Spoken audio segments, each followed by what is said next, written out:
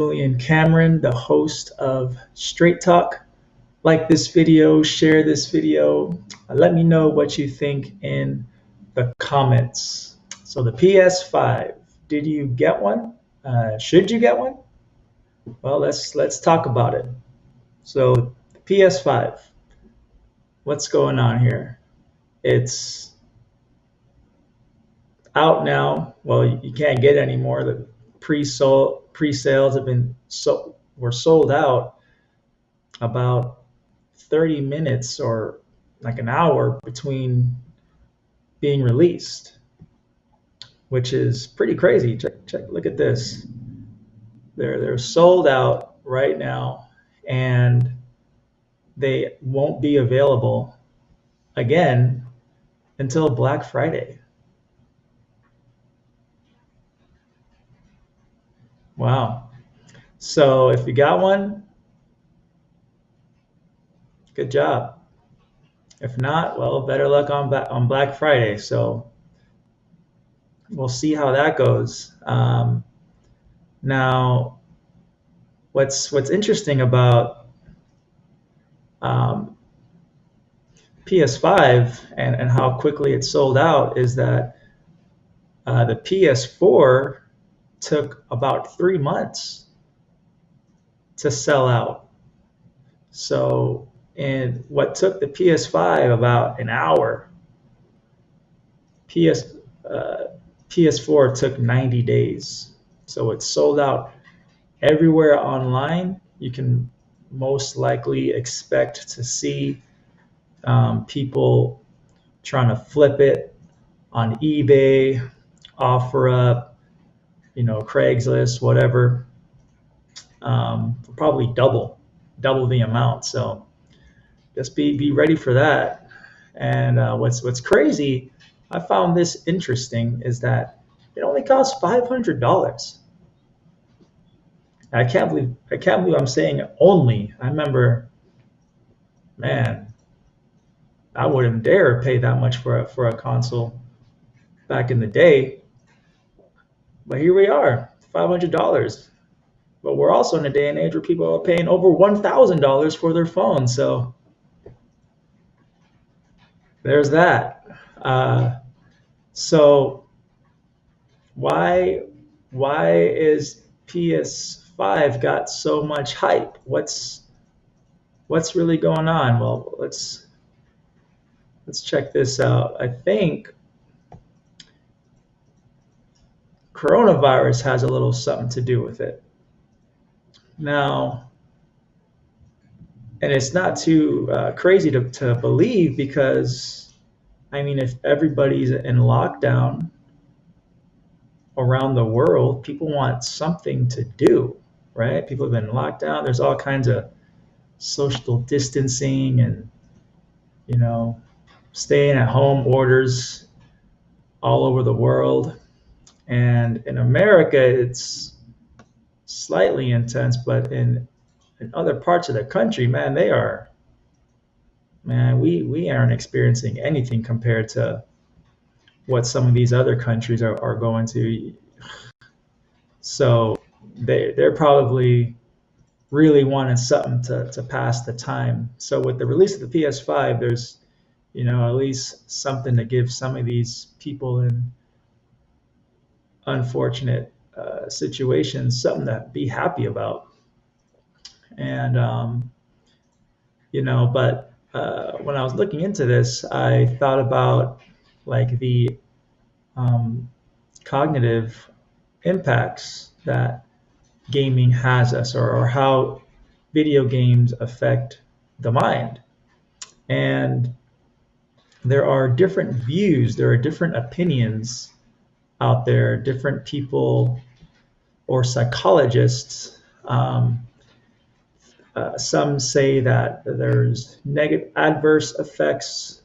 Some say there are positive effects. So I just want to go over some of them. And according to this article, there is important research been conducted for decades about the negative effects, including addiction, depression, and aggression.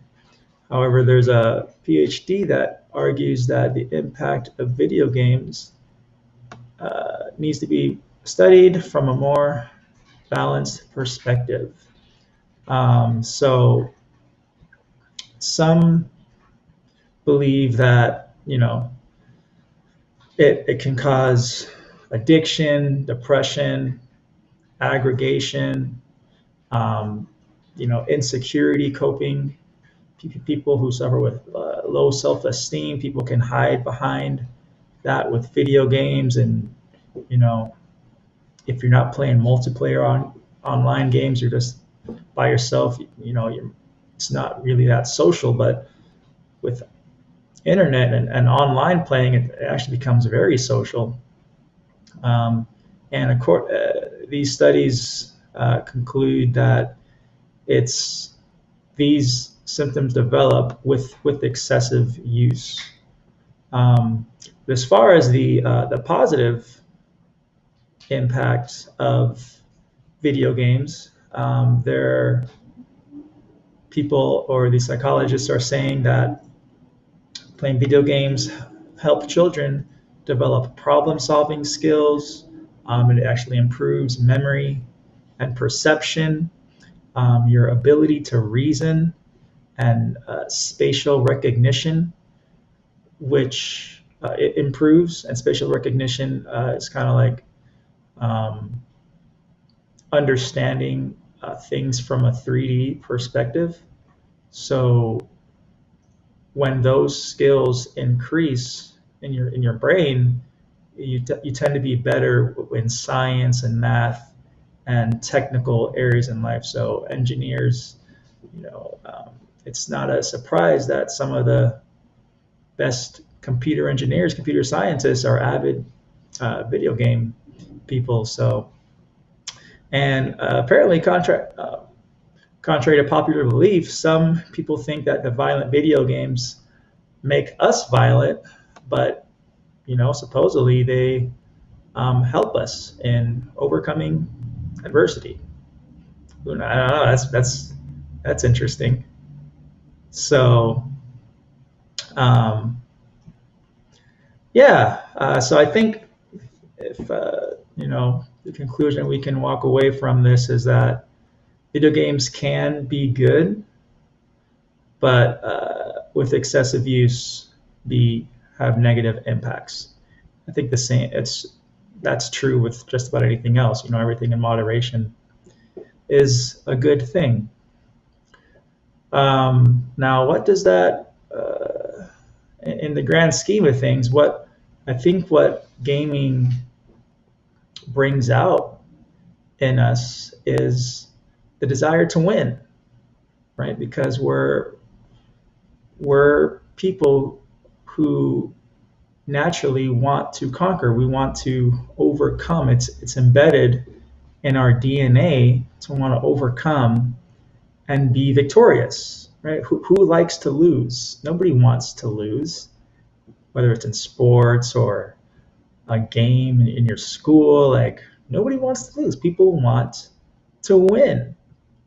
And so with video games, this is exemplified, because it presents a challenge, to beat the game or be the best person in playing online, have the highest score.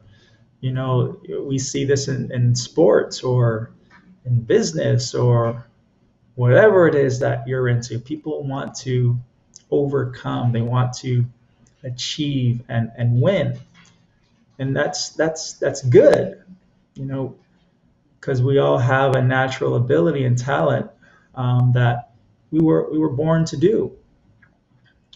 We're made to overcome, and there's nothing better to overcome than to overcome the world. And who overcomes the world and the craziness that we see in this world? Well, according to 1 John chapter 5, verse 5, it says, "He who believes in the Son of God overcomes the world." And can you name or think of a greater challenge than that, overcoming the world? For anybody who likes a good challenge, there's a challenge of a lifetime right there. So, all in all, PS5 not really available anymore. But if you can get your hands on one, go ahead. Go. I mean, shoot, you got to. It's going to take a winner to walk away with one of those right now. So go be that winner.